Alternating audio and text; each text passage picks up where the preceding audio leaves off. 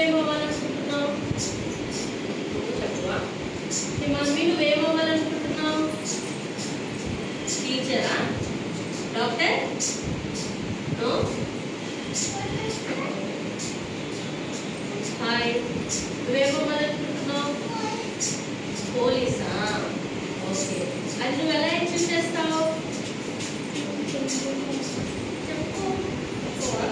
Stand అవి నువ్వు బాగా చదువుకోవాలి. స్టాండ్ దా దానికి ఎవరు హెల్ప్ చేస్తారు? పోలీస్ ఆఫీసర్, పేరెంట్స్ హెల్ప్ చేస్తారు కదా.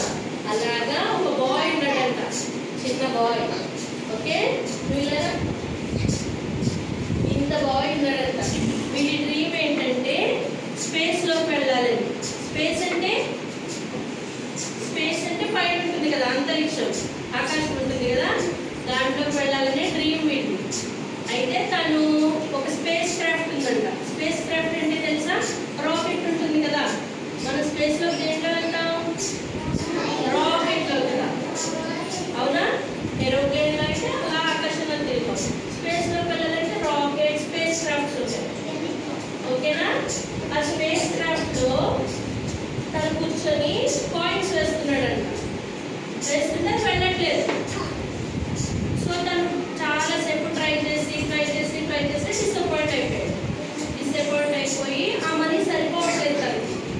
స్పేస్ క్రాఫ్ట్లోకి వెళ్ళాలంటే చాలా మనీ కావాలి. ఎంత మనీ కావాలి? చాలా మనీ కావాలి. సో తను ఏం చేశాడంటే బాగా చదువుకొని చిన్న జాబ్ చేస్తూ లెమన్స్ అమ్ముతూ, ఎందుకంటే తనకు అంత సఫిషియెంట్ మనీ లేదు. Very poor bye. పూర్ అంటే చాలా తక్కువ డబ్బులు ఉంది. సో చిన్న జాబ్స్ చేస్తూ కొన్ని లెమన్స్ అమ్ముకుంటూ అలా చాలా మనీ స్టోర్ చేశాడంట. ఎంత మనీ స్టోర్ చేశాడు? చాలా మనీ స్టోర్ చేశాడు. సో ఆ తర్వాత తను ఒక పాయింట్లో ఓల్డ్ అయిపోయాడు, అంటే ముసలివాడు అయిపోయాడు. ఓల్డ్ అంత మనీ సేవ్ చేసుకొని అలా ఆ స్పేస్ క్రాఫ్ట్ దారిలో వెళ్తూ ఉంటే తనకి ఆ స్పేస్ క్రాఫ్ట్ కనపడింది. మళ్ళీ ఇంత ఏజ్ అప్పుడు చూశాడు కదా ఒక స్పేస్ క్రాఫ్ట్ రాకెట్ని, అది మళ్ళీ కనపడింది. అప్పుడు తను ఏం చేశాడంటే దాంట్లో చాలా డబ్బులు ఉన్నాయి కదా తనకప్పుడు, అవన్నీ దాంట్లో వేసి స్టార్ట్ చేశాడు. అప్పుడు ఆ స్పేస్ క్రాఫ్ట్